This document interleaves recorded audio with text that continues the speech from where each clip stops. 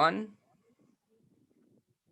Welcome back into the Pick and Roll NBA podcast with Jet and Sap, presented by Full Press Coverage. We had a couple of conference finals games over the weekend, Sap, as I know you and I both watched intently. So what we're going to do is just quickly recap those games just to make sure everybody's on the same page of where the series are at. We're also going to talk about some rumors in the NBA today surrounding some trades, some new coaching hirings, as we predicted was going to happen over the weekend. So plenty to talk about on today's Pick and Roll NBA podcast with Jet and Sap. The first thing I want to say, Sap, is to you. I saw that you put out a Dame Lillard question, and we're going to talk about a potential Dame Lillard trade in a little bit. I see that you and Chris, who also does some stuff for Full Press Coverage, are on the same page, and I'm wondering if there's some backstage colluding going on. Are you trying to jump ship to do a different podcast? Am I not good enough for you anymore, Sap? I wouldn't say that, Jet, but I can be all things to all people. And actually, Chris Party, who does a great job on his podcast, I was a guest on his podcast a couple weeks ago. I know he's going to reach out to you to join him as well. He lives in Portland, although he's a Pacers fan because his favorite player growing up was Reggie Miller. No colluding. I am all things to all people, Jet. You know that better than anyone else. But I just thought it'd be an interesting poll to put out there. Would you trade Jaylen Brown, Marcus Smart, and a first-round pick for Dame Lillard if you're the Boston Celtics? And just let us know at JohnSap25. Yeah, check out Sap's Twitter. He always has great polls there. And before we talk about Dame Lillard, you can ruminate about that question if you're listening to the podcast at home or in your car or at work, wherever. And we're going to get to Dame Lillard in a little bit. But first, let's talk about the games that happened over the weekend, Sap. On Saturday, we had the Clippers and the Suns playing a very interesting game that was reminiscent of basketball before the advent of the shot clock. The final score was 80-84, with the Suns pulling ahead now 3-1. This was it's just a weird game when you see a score this low, Sap. Paul George was really good, but he was really bad shooting. Like his numbers look really good, I should say, but his efficiency was terrible. On the side for Phoenix, who ended up winning the game, the same could be said about Devin Booker. His numbers at the end looked pretty good, but his efficiency wasn't that good. Chris Paul, the same way. Deandre Ayton continues to be the best player for Phoenix in this series. And he's getting, a lot of hype. People comparing him to David Robinson, which he does look a little bit like David Robinson, but I think that's getting a little bit carried away. I went more with Robert Parrish. I saw that you're saying that. I like that. I like that one because, David Robinson is slightly higher level than Robert Parrish. So before we start comparing anybody to David Robinson, we can go to Robert Parrish. But Parrish had a phenomenal career, Hall of Famer, part of the Big Three, incredibly durable. He was kind of I wouldn't say the forgotten guy in those Celtics teams, but he was the most overlooked because he was a quiet guy. The clear third best player of their Big Three. He may have been the second best player, Jet. You can have this debate about Ian McHale. Well, okay, that's debatable. That really is debatable. I know that Parrish got a lot of MVP votes in his time in Boston, as did McHale a little bit later on. But what made it work, though, was there was a pecking order. Bird was clearly the alpha on those teams. And then McHale and Parrish on a given night were comfortable being the second or third guy. But I think people kind of forgot how good Robert Parrish was with the Boston Celtics. And if Deandre Ayton turns out to be Robert Parrish, the Phoenix Suns are going to have a nice run here for the next several years with Devin Booker, and depending on how long Chris Paul can play at a high level. But I love the player because he does the classical things that you want a center to do. He's a rim protector. He rebounds. He scores inside, sets picks. He's not trying to be someone that he's not. With Joel Embiid, who's more gifted than Deandre Ayton, sometimes kind of loses focus and decides he wants to be a guard, take three-point shots, lead the break, constantly falling down, constantly getting injured. This guy, Deandre Ayton's more durable and seems more focused. I was so impressed with him walking into the arena before Game 4 of the Western Conference Finals. He's wearing a shirt with Devin Booker's face on it. Yeah. I thought that was pretty cool. I really did. I look at a lot of teams and say, I wonder if Jason Tatum would walk into the building wearing a shirt with Jaylen Brown's face on it. I doubt it because Jason Tatum's more into himself than, say, DeAndre Ayton is. Whatever Chris Paul is selling there, along with head coach Monty Williams, Booker and Deandre Ayton, their two young superstars, are buying into it, and that's why they're one game away from going to the NBA Finals for the first time in that franchise's history since 1993. Yeah, and Ayton was probably the only, him and Zubac were the only two efficient players on the court the entire game, and both played really, really well. Zubac played 40 minutes, and Ayton played 41. You don't really see the centers getting that much burn in the NBA anymore. It felt like the 90s, didn't it? That whole game felt like the 90s. They couldn't even reach the 90s. It was 84, no, 80. They did not. And Ayton finished with 19 points and 4 blocks and a whopping 22 rebounds. Yeah, he's good. Zubac, to his credit, 13 and 14. He had a very good game considering he's, not the skill set of DeAndre Ayton, but very solid player, and he's been pretty good in these playoffs. Yeah, too bad the Lakers traded him 2 years ago to the Clippers of all places. For nothing. It was a dumb move. We said it at the time, Jen. I was like, for a dumb franchise, Sep. They're a dumb franchise that falls ass backwards into great players. Yeah, they get great players, and then they get that second player, and then that great player follows through on the promise, and they win championships. So frustrating. It's so frustrating. Don't shit on the Lakers, because hey, Jet, since 1986, I don't think the Celtics have been the most well-run organization either. So, but better than the Lakers. Let's not go there. Almost got more titles. I mean, that's not even a discussion. But yeah, I mean, they did the best move the Lakers ever made since the 80s, when the Lakers and Celtics were obviously the two dominant teams in the NBA, was trading for Kobe Bryant on draft night, right? I mean, that is a great trade. So that isn't like they fell ass over backwards to Kobe Bryant. Jerry West had picked him out, and we know Charlotte drafted him, and then they traded Kobe Bryant to the Lakers for Vlade Divac. Vlade Divac, who was probably the last guy in the NBA who still smoked cigarettes while he was playing.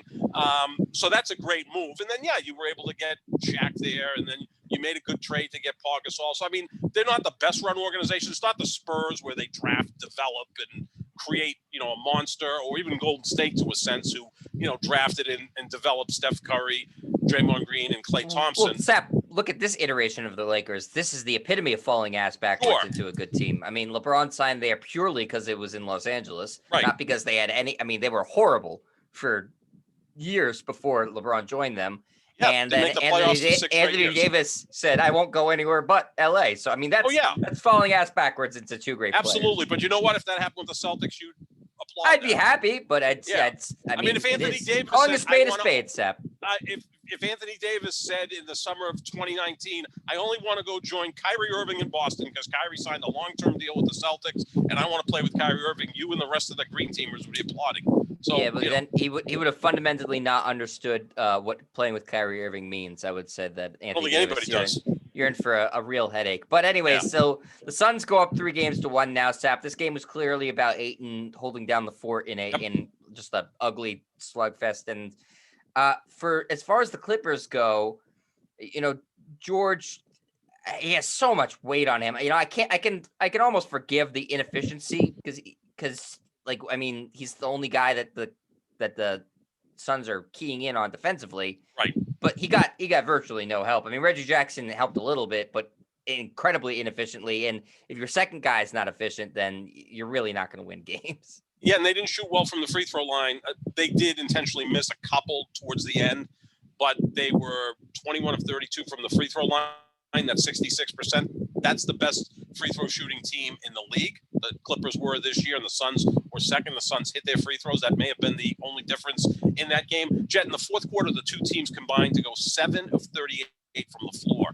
It was just painful to watch. I mean, Khris Middleton last night scored more points in the fourth quarter than either Phoenix or the Clippers did in that fourth quarter. So it was tough to watch. It was good defense because both teams do have a defensive DNA, but guys just couldn't make shots. I think people got tight. And look at the games 3 and 4 in L.A. Devin Booker, who's playing with a broken nose, and at some point in game 4, he took the mask off and he's having difficulty dealing with that as well. And Chris Paul, who, is coming back from whatever COVID-related issues. Those two guys in those two games, 24 of 84 from the floor, 29%. And somehow Phoenix won one of those games, which is really what they needed to do to really take hold of this series. Yeah, that's why having a big three is so important because, I mean, it happens where you have two guys off on the same night. It's very rare to have 3 really good players off on the same night. That's why I thought the Nets were going to just roll through everybody, but they obviously got hurt. And I think that if they're healthy next year, they still will roll through everybody, because just especially when you're talking about that level of talent, the odds of having all three guys off on the same night are astronomically low. Two guys, it can happen. You saw it happen the other night with the Suns, but then Ayton had, this is statistically one of the best games of his career. I mean, 18 and 4 blocks and 22 rebounds. I mean, that's fantastic in a playoff game. It really is. And back to Paul George, I think he right now is mentally and physically exhausted. I mean, he had to play the final 2 games against Utah and 4 games so far in the Western Conference Finals without Kawhi Leonard, the best player on the Clippers, not playing the last 6 games. That's put a lot of pressure on Paul George. Paul George is better suited to be a 2, not a 1. He's clearly a Robin, not a Batman. Kawhi. Yeah, and the rest of the guys are role players. I mean, they're all role players. Yeah, you're asking Reggie Jackson and Pat Beverly and Marcus Morris Sr. to, go out and, be borderline all-stars, and they're really not that. So I think there's a lot of pressure on Paul George. And look, this series could be 3-1 Clippers very easily. I mean, if it's his free throws in game 2 and they make a few free throws in game 4, this series is 3-1 the other way. So that's how close it's been. But give Phoenix credit for closing it out. And again, a lot of that has to do with Chris Paul, who didn't shoot well in the fourth quarter. He missed shots that he normally makes, but he did hit most of his free throws. I think he only missed 1 free throw the entire game. Booker was 9 of 11 from the free throw line. So that was pretty much the only difference between the two teams. It was ugly basketball. For people that love to talk about how great basketball was in the 90s, well, that's what the 90s somewhat looked like. I didn't find it that engaging. The 80s, which people somehow think was the most physical decade ever and great defense, the 80s, the average score was the same as it is now. Go back to the 80s finals between the Lakers and Celtics. High-scoring games because both teams could run. They had a lot of firepower. Defenses weren't as sophisticated as they are now. The shooters now are better, so they stretch the floor. So, yeah, that was definitely right out of the 90s the other night. And, it was a tough watch, but I'm rooting for Phoenix, so I was happy they won, and now they're 1 game away from the finals. Yeah, it definitely it wasn't aesthetically pleasing. I do like the defensive stuff. Occasionally, it's I don't want it every game, so I didn't mind this so much for 1 game. It matters to me a lot more if the game is close than if it's aesthetically pleasing. That's what matters to me the most, is if the game is competitive. And this one was. I mean, pretty much throughout. So I enjoyed it, but you're right that it could be completely 3-1 the other way around, which is interesting. And Phoenix may very well wrap this thing up tonight, Sap, and it will look like it was a blowout of a series 4-1 when really it's been pretty neck and neck, especially considering Kawhi Leonard hasn't played at all. So I saw a lot of people talking at the beginning of this series and even after game 1 saying, oh man, whoever wins out of these 2 teams, I mean, that's a clear favorite in the finals. And I think with all these 4 teams remaining, there's clear flaws to all of them. And I don't think if Phoenix wins tonight, that you could say they're the prohibitive favorites over the Bucks or the Hawks or whoever gets there. We'll talk about the Bucks and Hawks in just a second here. It's as wide open as I can ever remember it being. I mean, Milwaukee's second best player is Khris Middleton. Now, he was brilliant in game 3 of the Eastern Conference Finals. He was god-awful in the first 2 games of that series, right? We know that Drew Holiday was really good in game 1 of the conference finals and hasn't been all that good the last 2 games. So if those are your second and third best players, then how much of a powerhouse are you? You may be the best team left. And I think you can kind of make a case that Milwaukee is because of their size and the fact that Giannis, even though he's a flawed player, he's generally going to give you 30 and 13 pretty much every night by hook or by crook, just on his sheer determination, athleticism, his heart, his will to win. So, yeah, there's no great teams here. There's no great teams in the NBA right now. I mean, the last great team we saw in the NBA was Golden State when Durant was with Klay Thompson and Steph Curry and Draymond Green. And even they, in a couple of those playoff runs, it was a little back and forth. I mean, we remember the Western Conference Finals in 2018 against Houston. Houston was up 3-2, but then Chris Paul had a hamstring issue and couldn't play in game 6 or 7. A healthy Chris Paul probably beats Golden State in that Western Conference Finals. And Durant's first year in Golden State, a great team, obviously, but, game 1 of the Western Conference Finals, the Spurs have a 22-point lead, and Zaza Pachulia does a cheap shot on Kawhi Leonard, knocks Kawhi out of that series. Who knows what would have happened there? So, I really always think that the last dominant team that we've seen is probably the 01 Lakers in terms of they went 15-1 in the postseason. They just obliterated teams. That's a true dominant team. I don't see any of these 4 teams maybe sweeping the NBA Finals unless Atlanta sneaks in and then they got nothing left, or if the Clippers somehow come back, may have nothing left, but maybe they'll have Kawhi Leonard back, although most reports are Kawhi's done for the year. So, yeah, I mean, then factor in the injuries, right? There's really no healthy team at this point now that you've got Trae Young with an ankle issue. Milwaukee's the healthiest of the teams. Phoenix. And they're missing a starter, Yeah, and Dante DiVincenzo, who, I think is a nice role player. Phoenix, you got Chris Paul coming off the COVID restrictions, and you got Devin Booker playing with a broken nose. And Cam playing Payne with a broken nose right. has to be a problem. He's not right either. He's got the best name in the NBA, doesn't he? Cam Payne. It's a good name. That's awesome. Great name. Love his name. Pitcher. I like pitchers. Sometimes have great names like that. Cam Payne. So all right, let's switch gears, Sap, here and go to the Eastern Conference Finals, where Milwaukee was able to take Game 3 last night, 113-102. It was actually a closer game than that. Most of the times we say, the final, it didn't indicate how much of a blowout it was. This actually was a closer game than 102-113. Just the foul game at the end there changed it a little bit. Milwaukee made a really late run to make the score look different than it actually was. Trae Young got hurt in just a freak injury where he stepped on the referee on the sideline. They're calling it an ankle bruise. I'm assuming he's going to be good to go for Game 4, but it clearly affected him. The bigger problem for the Hawks was that, really, he was the only one providing offense, with the exception of Danilo Gallinari, who was nice with 18 points off the bench. But basically, it came down to this. Giannis got a lot of help from Khris Middleton, who was arguably the best player in the court, probably the best player in the court last night, Khris Middleton, and Trae Young didn't get a lot of help from his co-stars. So the Bucks end up winning. I think it's almost as simple as that. I'm curious as to what your takes are. And Sap, I also want to address something that Kendrick Perkins said after the game, after I get your take.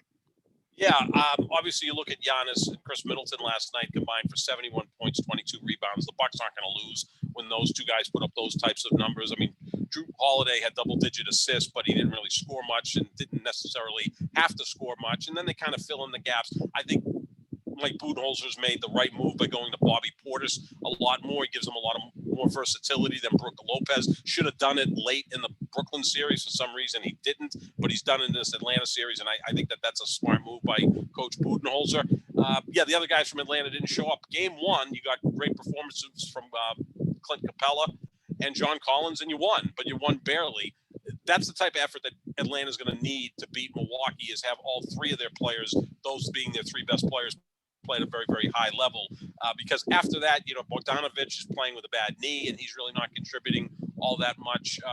Herter's a nice player who had a big game against the 76ers, but that was against Seth Curry, who really can't play defense, and they seeked him out in that big comeback by the Hawks. So, we'll see what happens with Trae Young.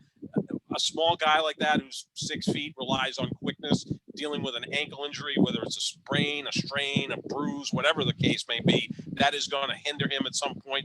Because I know we like to compare Trae to Steph Curry.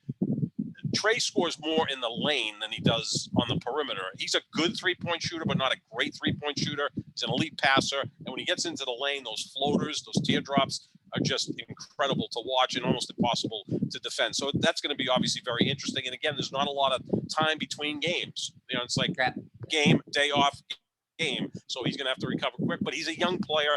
He's not a huge guy, so he has that going for him. Yeah, in a way, it's almost like as Khris Middleton goes, the Bucks go. And I know Kendrick Perkins said that Khris Middleton's the Batman of this team, and that Giannis is the Robin. I could think that's, as much as I love Perk, I still think that's ridiculous. I don't. Batman can't be the guy who's wildly inconsistent, and Middleton is wildly inconsistent. When he's good, he's real good. Like last night, he was phenomenal. But Batman can't be, getting shot in the head by the Joker one day and, the next day capturing the guy. Batman needs to be consistent. Giannis, as much as his game sometimes gets dissected and criticized a lot, he has been the model of consistency in this playoff, Sap. He is putting up, like you said, like clockwork, 30 and 13, 5 or 6 assists, no problem. Every night he's giving you that. Yeah, I think they don't really have a Batman, and maybe we're going to see this year a team win an NBA championship without a Batman, that they could win with 2 Robins. Khris Middleton's too inconsistent to be Batman. You're right. I disagree with Perk on that. Middleton, when he's on, looks like a poor man's Kevin Durant because he does a lot of really nice things out there besides score. I mean, he's a decent rebounder, a good facilitator, solid defender. Obviously, he's not Kevin Durant, but you get my point. A poor man's Kevin Durant. That's at his best, but there are games where he is, I wouldn't say a no-show, but he doesn't really contribute. Giannis is more consistent, but you really don't have Giannis as a closer. He's not necessarily a closer for you because he's not great at the free throw line. His offensive game is somewhat limited, right? I mean, he's not going to go hit 3-pointers. His mid-range game is spotty at best, but he is wildly consistent. Look, I've compared him to Karl Malone, and Karl Malone is a top 20 player in the history of the league. I think wildly overrated. I'm not a big Karl Malone fan, but I'll give the man his due. He was consistent. He was durable. That's kind of the feeling I get off with Giannis. Now, Karl Malone may have won 2 titles if not for Michael Jordan. Right now in the playoffs, there's no Michael Jordan. The only guy close to Michael Jordan, who I think is actually better than Michael Jordan, got eliminated in the first round. So I think you can win without a Batman in these playoffs. I mean, right now, does Phoenix really have a Batman? I mean, Chris Paul is the brains of the operation. Booker's playing with a broken nose, and Deandre Ayton's a center. So this is why this kind of feels like 70s basketball in a sense. You know, when the Supersonics won a title with Gus Williams and Dennis Johnson in the backcourt, I mean, that was an excellent backcourt, but it's nothing like the Splash Brothers, I think, which has made these playoffs really interesting. And Sap, you talk a lot about how LeBron's the most dissected athlete of all time, and I agree with you. He is. I think him and Tom Brady are the 2 guys that you could look at, and probably LeBron more so. I agree with you there. I think Giannis's game might be the most overly dissected game in the NBA. I mean, I just listen. I love the player. I think he's great, and I think people are too critical of him sometimes. I just don't know what more you want from a star player than to literally consistently average 60% from the floor, 30 plus points a game, 11 rebounds, really good defense, 5 to 6 assists. And I don't know what more people are expecting out of him. And for Perkins to say he's Robin, that just seems disingenuous. He's putting up the numbers consistently that a star player should put up. He's not putting up Paul George-esque 4-point stinker games. It's just where he's shooting wildly inefficiently from the floor. I think his game is just so over dissected. Appreciate it for what it is. There's some things he can't do, but he is so consistent with what he does do. He doesn't have nights where the things that he does well, suddenly those things fall apart. Those are always there. Yeah, he doesn't give you 11.7 rebounds one night unless he gets hurt or is in foul trouble. Again, Bill Simmons will always use that, a 90-10 guy. Like, we don't spend any time talking about the 90% of what they do. We talk about the 10% what they don't do. That's the case here with Giannis. Like, the 90% that he does is phenomenal. It's all-time great. The 10% he doesn't do, that's what gets dissected. LeBron's dissected, so there's like 5% of LeBron's game that people have some sort of issue with. He's not a great free throw shooter. People don't think he's a closer, although he's had more game-winning shots in the postseason than Kobe Bryant and Michael Jordan combined. I'm not a LeBron guy. I hate that argument. I've seen him do it to the Celtics too many times to say he's not a closer. A lot. Yeah, exactly. I mean, look, Magic Johnson faced that. And the funny thing is because Magic started to hit some big shots later in his career, the junior skyhook against the Celtics in Game 4 of the 87 finals. Then all of a sudden, Magic became a great closer. But people seem to forget Magic in the 84 finals. He choked. I mean, I was at those games. He played horrible down the stretch of all those key games. He played almost as badly, if not as badly, as LeBron did in the 2011 finals. But Magic was never dissected the way LeBron is, because Magic was eminently likable by everybody, where LeBron, he can put people off because he's more opinionated. He's certainly more polarizing than Magic. Well, Sep, I think it's 2 things with LeBron, and we're getting slightly off track here, but always good to talk about him, though. I know that we'll rein it back in a second. Here's my issue with again, I hate doing this because I'm not the LeBron guy that you are. I still think Jordan's the best player ever, but I can't just blindly not acknowledge greatness. Here's my problem with the non-closer argument. 2 things. 1, he is a closer. I've seen him hit big shots at the end of games more times than I can count. I've seen it with my own eyes. I've seen it in person. I've seen it on TV. That's just a fact. That's a fact. Second, if we're going to use a baseball analogy here, let's say that a pitcher goes 8 innings, has 13 strikeouts, allows 1 run, but then, Mariano Rivera, the closer, comes in and strikes out the side. Are you giving more credit to Mariano Rivera or to the starting pitcher who got you in position to win the game? You win 2-1, but still, if the pitcher doesn't go 8 innings and give you all that stuff, it's like LeBron will go, 3 and 3/4 of a game, score 50, have 10 assists, 11 rebounds, and you say, but Kyrie hits the shot, and you're like, LeBron can't close. Well, does it really matter? He got you in position to win. Wouldn't the even game. been a game if he wasn't on the court. That's why I feel like 45 minutes. It's such a disingenuous argument. Like, is really hitting that one big shot at the end of the game more important than the 45 points he poured in over the rest of the game? All those points matter just as much. So that's why I don't like the argument. It's silly. After the 2016 finals, Skip Bayless would come out and say, LeBron needed Kyrie Irving. Jordan never needed a Kyrie Irving to win a finals. And I'm like, 1993, Game 6, John Paxson hit the game-winning shot to beat the Phoenix Suns.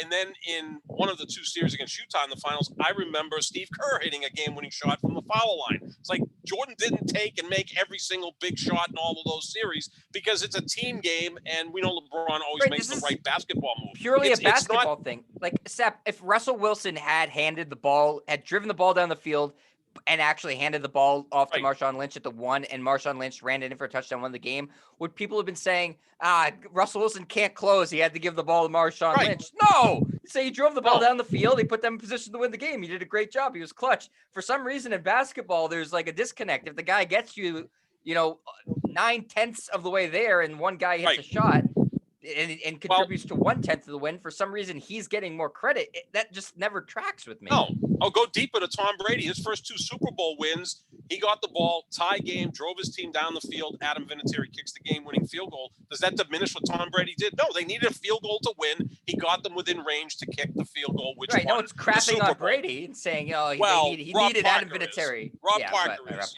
because he's the load, according to Rob Parker, as Brady won his 7th Super Bowl at 143 years old. I get all that. But the point being here is that these teams that are out there don't have a natural closer. Look, even if Kawhi was healthy, I don't really think Kawhi's a great closer.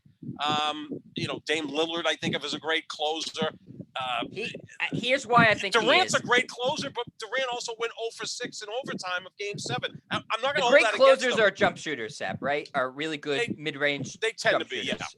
And guys who get to the free throw line.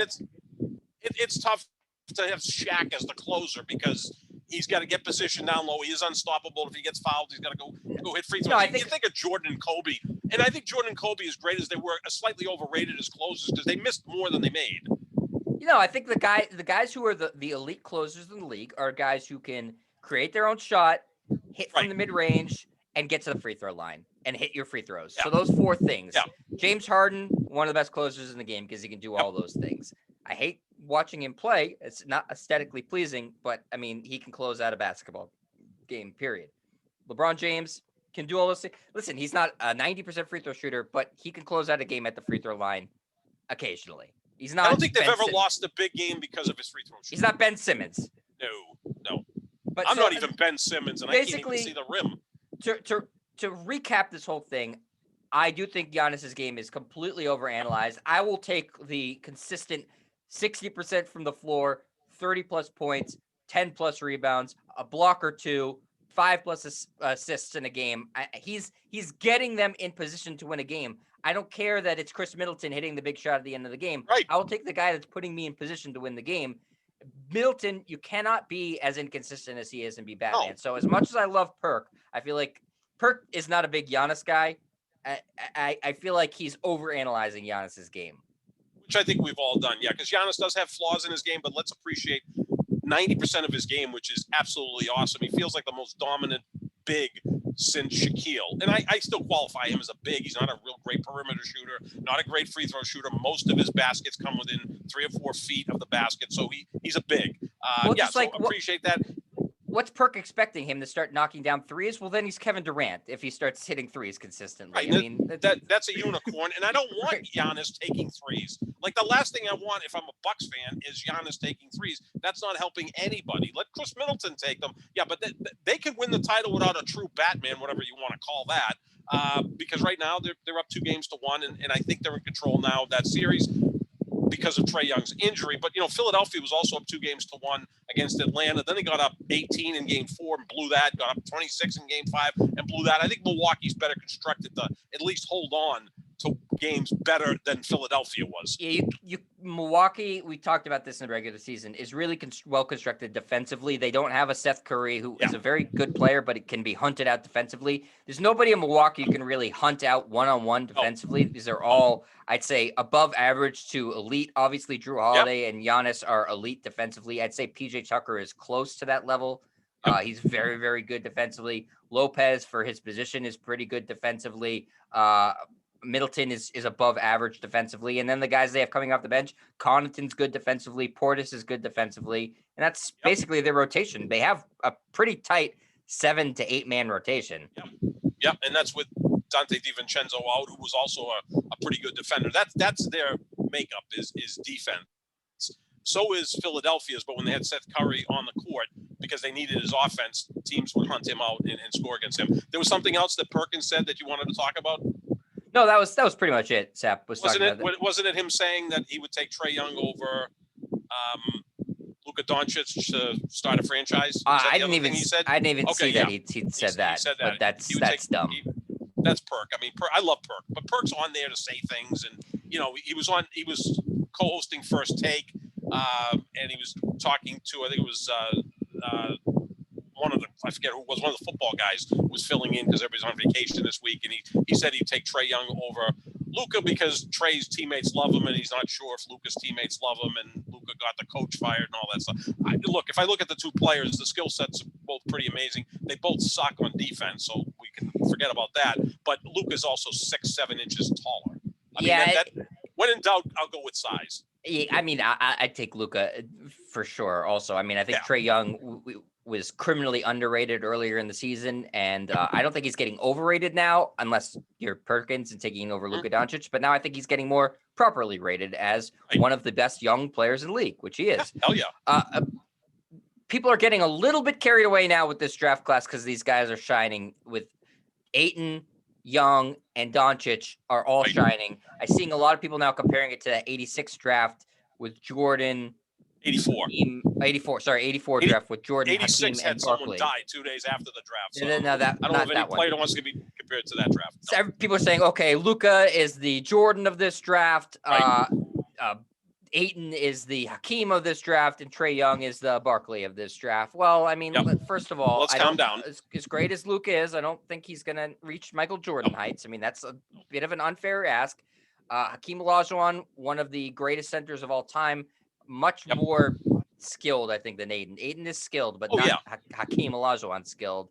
And, Charles Barkley is in the Hall of Fame, and one of the greatest power forwards, one of the greatest forwards of all time. Trae Young still has a ways to go. So let's not compare it to that draft class quite yet. You could compare the second pick in each draft, though, because it was Sam Bowie, who was the second pick in the 84 draft. He went to Portland. Marvin Bagley. They took him instead of Michael Jordan, and Marvin Bagley Jr. or Marvin Bagley III could be the Sam Bowie of that draft. You know who also was drafted in 1984 that wasn't all that bad? I think he's overrated as a player, but he's an all-time great. John Stockton, he was also in that draft. That was a pretty good draft. Yeah, that was a good draft. So right now, we got the Clippers down 3-1 with the Suns leading that series. Game 5 is tonight, and the Bucks are up 2-1. Tomorrow will be game 4 in that series. Sap, do you want to look ahead to tonight's game and just give a prediction real quick before we move on to the coaching hires and some of the rumors surrounding the league? All right, so like I said, it's game 5 tonight in the Western Conference Finals. The Suns are going to look to wrap it up on their home court. They are favored by 5.5 points tonight. Sap, how do you see it playing out? I think they'll win, but not cover. It seems like every game in this series comes down to a replay. Did the ball go off someone's fingernail? Did this guy hit a free throw? The Clippers have how had much they've left closing in the tank. That's the other thing. Sap. The Clippers have nothing left. I mean, Paul George is exhausted at this point. He's carrying this team as much as he can. Now, we talked about his lack of efficiency, but that's been a problem throughout his career in the postseason. I think he's had 9 games in his postseason career where he shot 25% or less from the floor when taking 15 or more shots. I mean, that's disastrous, right? I mean, that's really bad. Not to mention missing free throws, which may have put the Clippers on top in games 2 and in games 4. So yeah, I don't know if they have anything left, but I think they'll battle. I mean, they've got some guys on that team that are not going to give up. Your guy Pat Beverly is not giving up. I don't think Marcus Morris is going to give up. I don't think Paul George is going to give up. But I think at the end, Phoenix will just have enough to win the game, get to the finals for the first time in 28 years, first time for Chris Paul in his storied career. But I think it's going to be a close game. I'd say it's going to be like a 94-91 game. Maybe we'll score a little more than the other night, but it looks like another defensive game. Yeah, I'll take Phoenix as well to wrap up the series tonight, which is almost a shame because I feel like the series should have gone more games than this because it's really been very close. And you'd like to see, these teams be more competitive. Obviously, it would be a completely different series with Kawhi Leonard involved. He's not right. So I think Phoenix will win, but I'm even though I'm rooting for Phoenix in the series, I'm rooting for the Clippers tonight. I'd like to see the series extended because I think that it deserves to play out a little bit more. And winning in 5 games looks like it was domination when really it's been anything but domination. Even game 1 was close, right? Yeah, I mean, that was a close game. Even game 1 was close. In game 2, the Clippers had it, and they snatched defeat from the jaws of victory, which is as Clippers as it gets to lose a game like that. I mean, that's just the perfect definition of their franchise. So we will we'll see how this one goes. But Sap, I agree with you that Phoenix will wrap up the series tonight. I will say that that 5.5 is like, I feel like that's right on the freaking money. I will say that they'll win by 6. So I'll take it just over that. Vegas is good at what they do. That's a very intriguing spread. Yeah. That's why they build those very, very big buildings. That's like right where I think it's going to be. If there was a half point in the NBA, I feel like it would be exactly at 5.5 tonight.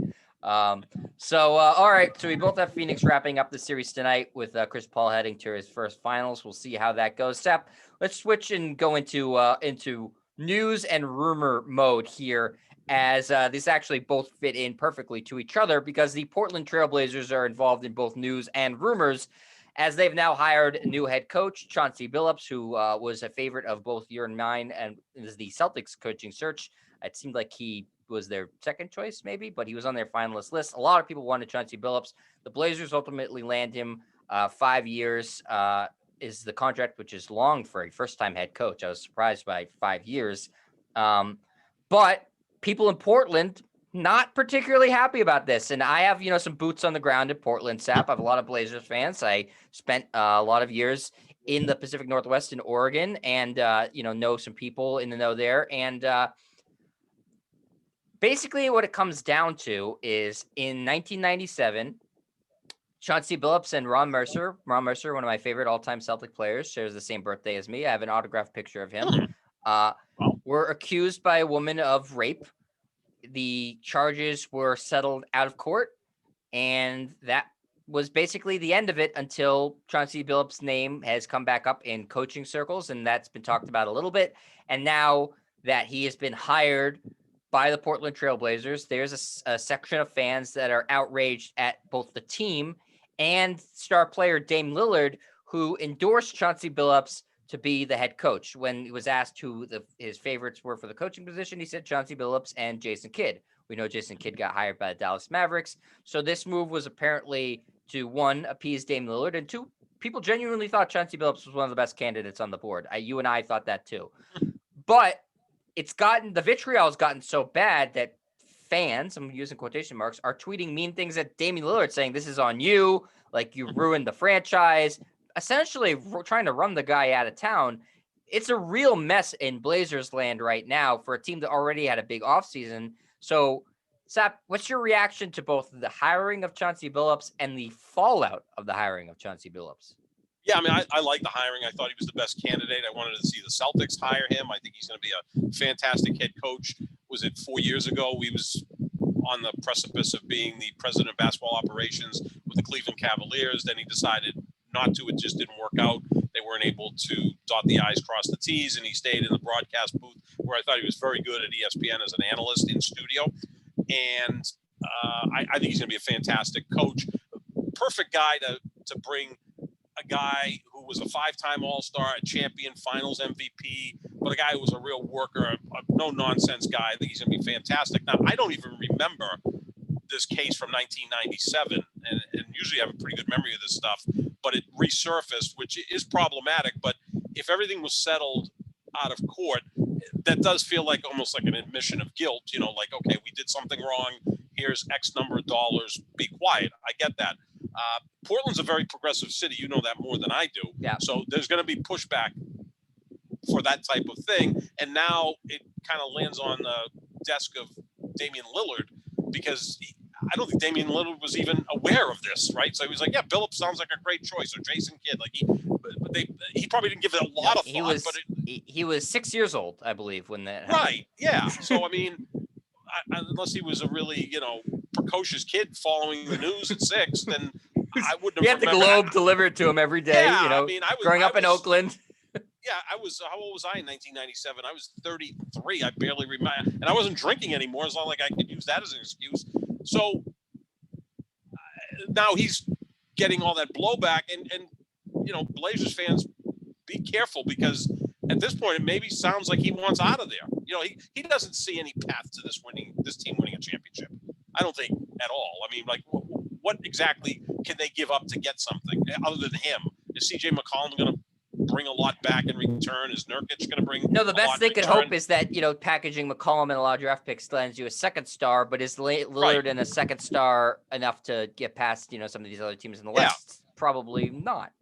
Yeah, look at Golden State, right? Next year when Clay comes back, are they going to land a player as good as Clay, provided Clay's healthy? Probably not. And Curry and Dame Lillard, you could just make the case that that's a cross, right? I mean, if Golden State play Portland in a series, you go, okay, Dame Lillard, Steph Curry, great players, they cancel each other off. Chances are Golden State's going to still have the second best player in that series. Yeah, and then they have Draymond Green. And you have Draymond Green, and you got Andrew Wiggins, who maybe you can move for something, and you got the 7th and the 14th pick in the draft. So, not to mention James Wiseman, who may be a nice piece going forward. So, yeah, I mean, that's a problem. So if Lillard maybe pushes the issue, and I know you've told me he's incredibly popular in Portland. He's the most popular Blazer of all time.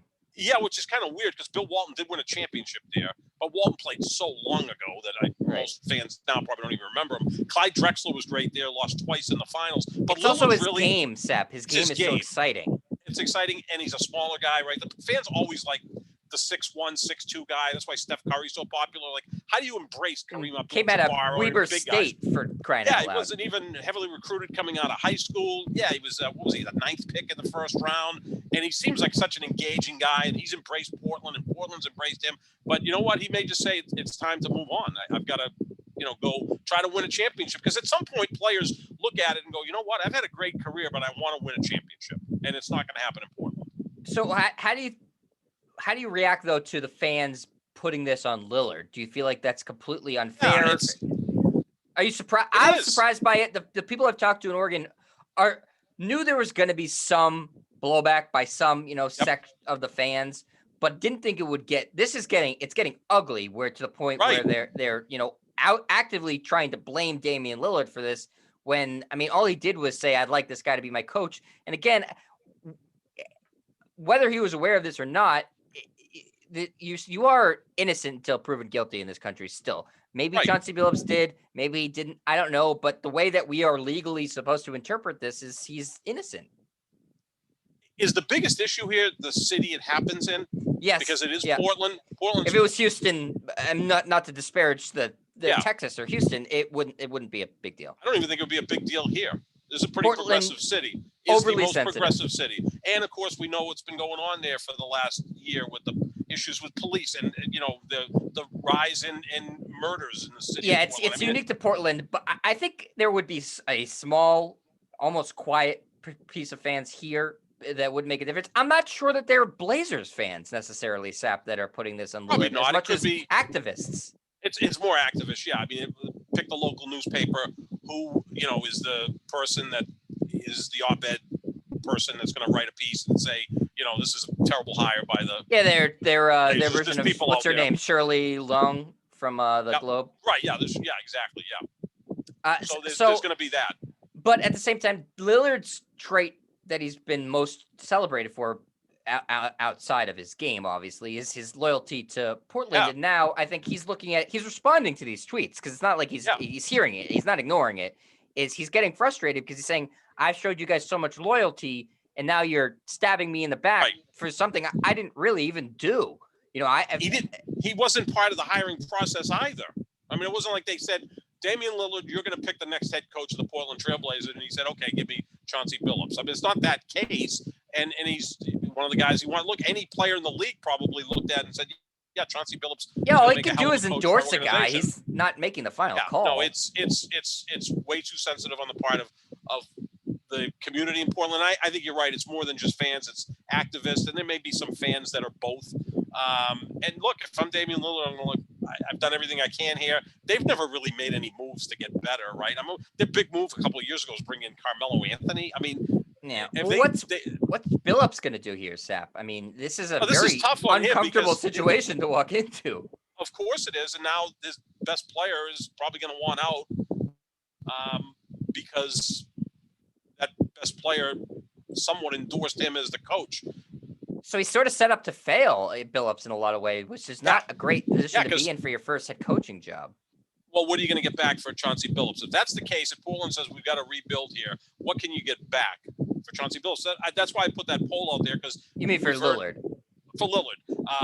Billups probably can still play. I mean, he could be a player he coach. might, he's about 43, 44 years old. I think he may be is he about the same age as Tom Brady? So why not?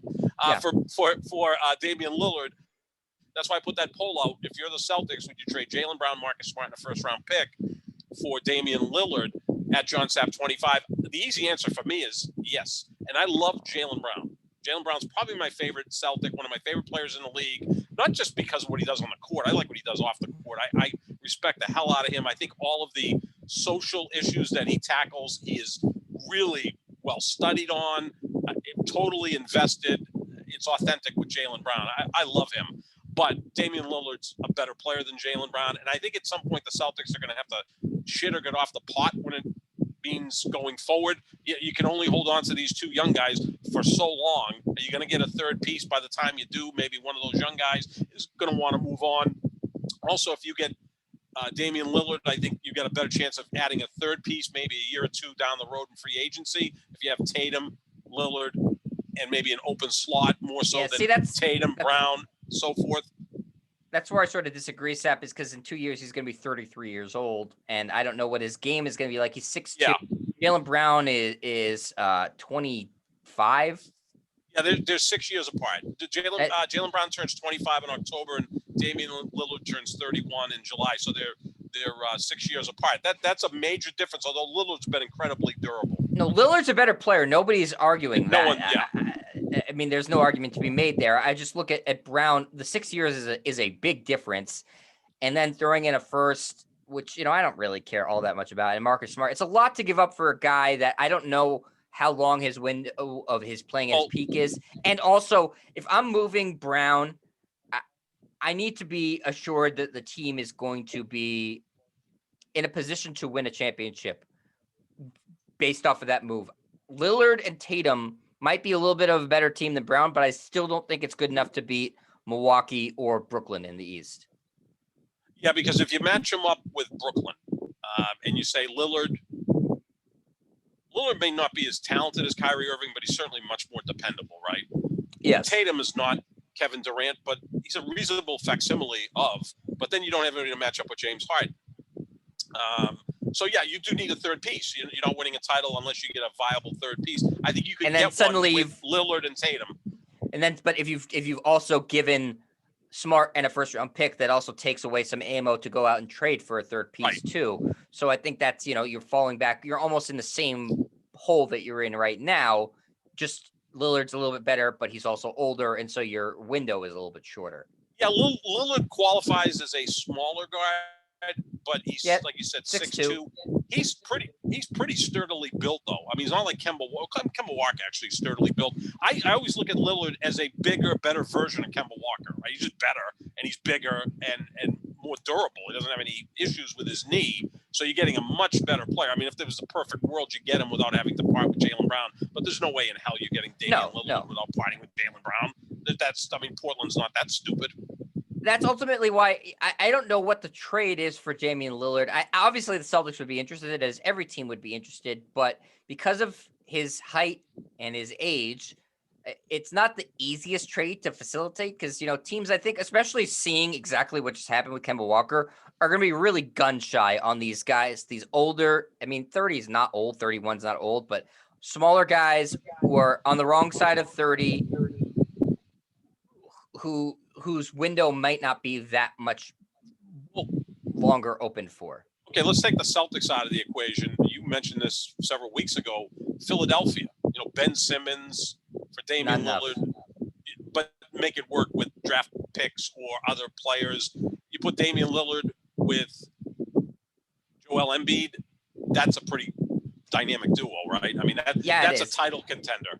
Again, I don't know what they would need to do because Ben Simmons' value is so bad right now. It would have to be it would have to be a boatload of picks. And I don't know that any of those picks will necessarily be valuable for a couple of years because, again, you're talking about a title contender if it's Damian Lillard and Joel Embiid. Yeah, Matisse Thybulle may be part of that equation, but you kind of want him as part of your building block as a really good defender, right? An ascending player. It's a difficult move. If Simmons didn't totally blow up in the playoffs, now not necessarily a 1-for-1 deal, but Simmons and some draft picks and maybe a bench player, maybe that could work for Damian Lillard. I think Ben Simmons would be perfect in Portland. I know it's got a fervent fan base, but it's a much more mellow place than, say, Philadelphia. Yeah, it's just his value is so low right now. It's just they're not gonna trade their most popular player in franchise history for a guy who's looked at as like a huge reclamation project. Well, that's the thing with Simmons, Jet. I mean, if a guy has like a knee, you can go and look at it, right? You can run an MRI and look at it and say, well, it's coming along fine. He's going to be healthy in 3 months. Right. With Ben Simmons, the problem with him is either in his brain or in his heart. Like, you can't rehab that stuff. There's no way to know if he's going to end up getting better or not. No, he just, man. You're hoping. It's a hope trade, which is tough to sell. Then you're hearing Ben Simmons to Minnesota. Like, Ben Simmons and Karl Anthony Towns on the same team. Man, I mean, neither one of those guys exactly, is. It'd be a very apathetic team. Oh, man. Could you picture those two guys together? And then Anthony Edwards, who looks like a ball of energy. It looks like he's got that attitude you want. I mean, and again, maybe Minnesota's in play for something because now they've got new ownership, right, with Alex I'd like to see Ben Simmons go to the Heat so Jimmy Butler could strangle him. Oh, that would be interesting, wouldn't it? Yeah, that would last. You would hate him so much. That would be like 11 minutes. Well, they already played together in Philadelphia, right? I think it was a problem, right? That was probably the problem. I mean, but Ben Simmons has gotten more apathetic since he's that time. Way more apathetic now. He looked like, Russell Westbrook back then compared to what he is now. So that's a tough move. Philadelphia may just have to hold on to him and try to get him better and then see what happens next year and then maybe move him the following year. Is he going to get any worse than this? I don't know. And before we wrap up, Steph, the other team you hear about is always in the mix for, Steph Curry, Damian Lillard, you hear the Lakers. But again, we've talked about this multiple times. They have zero mechanism to trade for a player. They have nothing. And to get Lillard, you'd have to trade for him. And the Blazers would never in a million years trade him to the Lakers. So take that out of the equation. They have nothing to offer. They have two outstanding players, neither of which they're trading. And then they have kind of a bunch of crap. Now, the only thing something could work for the Lakers down the road is free agency. And we were going to touch on Kawhi maybe not being happy with the Clippers, but how can you tell? But if Kawhi decides to opt out with the Clippers, becomes a free agent, if he goes to the Lakers, they don't necessarily have the money. Could you ever see LeBron and Anthony Davis, redoing their contract to say, we'll give LeBron's some money back? He's never done it. And the reason he doesn't want to do it is because he's the best player in the league and he doesn't want to give in because I think that would set the precedent that all of a sudden players are going to kick back money and it's a players' league. I mean, Tim Duncan did, but Tim Duncan was just wired differently than everyone else. We know Brady. It's a little different kicking back money to the Spurs versus the Lakers. Right. I mean, the Lakers, one of their limited owners just put his 27% share of the team up for sale and is probably going to bring in about $1.5 million. Was it Michael Anshins, I believe, who owns Staples Center, and is just put up his 27% share of the Lakers. Yeah, I mean that's gonna sell for crazy money, obviously. Yeah. I don't think LeBron will give money back because he never has.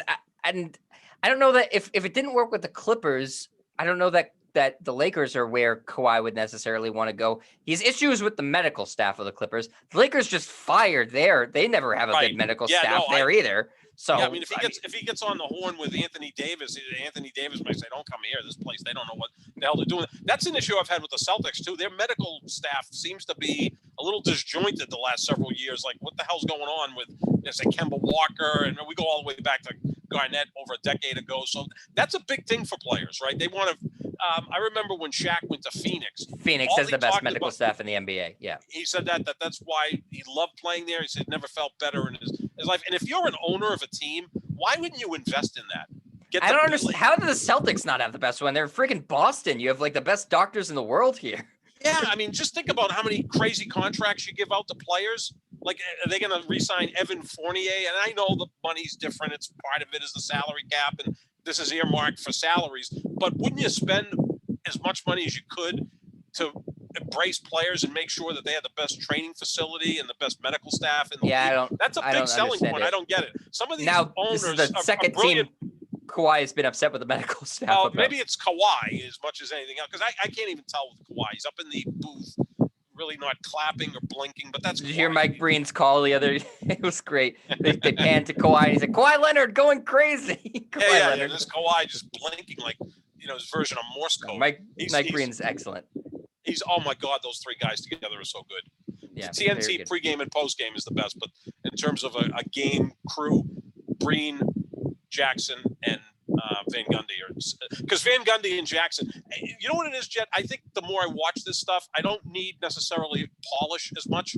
I almost like the feel of a radio show, and that's what TNT's pre and post game show feels like. Yeah. It feels like Ernie's the host, gets you in and out of breaks. Well, they fight with each other. So they fight with each other. Kenny Smith's more the analytical guy, less emotional, and then you got Shaq and Chuck just kind of having a blast at it, and it almost feels that way with the ESPN crew. You got Mike Breen, who's as good as it gets as a play-by-play guy, and you got Van Gundy, the former coach, Jackson, the former player. It's just a great. Who played dynamic. Under him, which is a great dynamic too. Played under him, yeah. And Jackson, I'll be honest with you, when Jackson came into the league, he became one of my favorite players. He was sensational. He was a sensational player, great passer, not a great shooter, but he'd hit a big shot, and he was a winner. I think he was a sensational player. And look, he laid the groundwork in Golden State, didn't work out, and then Steve Kerr took it from there, and we know what happened for 5 years. Yeah, so it's a great broadcast, and we'll see how if this Kawhi Leonard situation deteriorates, if the Dame Lillard situation deteriorates, we'll have you covered on all the latest. We'll also let you know what happens in the Western Conference Finals tonight, if the Clippers can stay alive or if the Suns can wrap it up. If the Suns wrap it up tonight, Sapp, and Chris Paul goes to his first finals, I am immediately going on eBay and listing my Chris Paul rookie card and trying to make a bundle off of that. That's my plan. Here's something we should talk about. If they win tonight, Chris Paul will be making his first trip to the NBA Finals. I've said many times, Chris Paul is the greatest player in league history to have never played in the NBA Finals. If he makes it this time around, who now gets that title? That'd be a good discussion point. Let's see if the Suns win Probably tonight. Giannis for a couple of days before he. Well, I'm talking about guys that have played their career pretty much already. Yeah, because then Giannis, if Giannis and Chris Paul make it to the finals, which I'm hoping for, because it'll feel like 1981 senior year in high school when the Bucks and Suns were my two favorite teams through high school. In 1981, I was so certain that the Suns and Bucks were going to meet in the NBA Finals. The Bucks lost in the second round of the East by 1 point in Game 7 at Philadelphia, and then Philadelphia lost Game 7 at Boston Garden by 1 point. Those three teams were separated by literally one bucket, and the Suns lost to a sub-500 Kansas City Omaha Kings. How's that for an old reference? Kansas City Omaha Kings in Game 7 in Phoenix. But that's what I wanted then, and that's what I want now. But yeah, I think that'd be an interesting discussion. Who becomes the greatest player in league history never to have played in the NBA Finals? Yeah, we'll have that. We'll talk about it, I'm sure, in the next week. Yeah. We'll bring that up. Yeah. It's a good topic for discussion. Make sure you check out Sapp's Twitter for all the latest poll questions. Vote no in his poll for if you would trade Jaylen Brown for Damian Lillard. I would say yes. Vote no. Time to shit and get off the pod, Jet. I'm tired of. He's older. It's got to be the right player, Sapp. Got to be the right player. Okay, Danny Ainge. Now you finally got a general manager that looks like he's not. I do it for Jokic. Is that fine? Brown for Jokic. That would be interesting. Yeah, that would be. I mean, Jokic and Dame. Look, we're talking about two players that are top 10 in the NBA, right? We can agree that both Dame and Jokic are both top 10 players. And again, it would pain me to trade Jaylen Brown. I love him, but I don't know if he's reached the ceiling yet. I think at some point, I think Tatum will grow even more without Jaylen Brown because there's a lot of overlay with their games. And Dame, I think, would really enhance Jason Tatum's game. But, this is what makes the NBA incredible. We're in the conference finals, and we're talking about coaches getting hired and executives getting fired and players getting traded. Like in the NFL, let's not forget that, going into the Super Bowl, we had a major trade in the NFL, right? Jared Goff went from the Rams to Detroit for Matt Stafford. That was before the Super Bowl. It was like, holy crap, the NFL is starting to take after the NBA, making moves like during the postseason, while baseball, for the most part, does nothing in the offseason. No, they just check players' gloves for whatever the hell they and how spider stupid, tech. How stupid is was it Hector Santiago who got nailed? Yeah. Like, everybody's watching you. Why would you do it when everybody's watching you? It's the same logic as the guys who are taking steroids and getting tested every week. It's like, that's true too. You're gonna get popped. They're coming in with the piss test, the blood test. But at least my guys back then had the masking agents. That's why. I'm saying more the more current guys. Like, wasn't there was like a minor leaguer who got popped 3 times? Like, at some point, stupid. Yeah, if it's a 55 mile an hour zone, don't drive 95. Like, or like A-Rod got popped multiple times. It's like, come on. Yeah. But anyways, that's neither here nor there. At John Sapp 25 for his Twitter and his polls. Again, I'd advocate to vote no, but it's your decision. My Twitter is at Jet Stryer.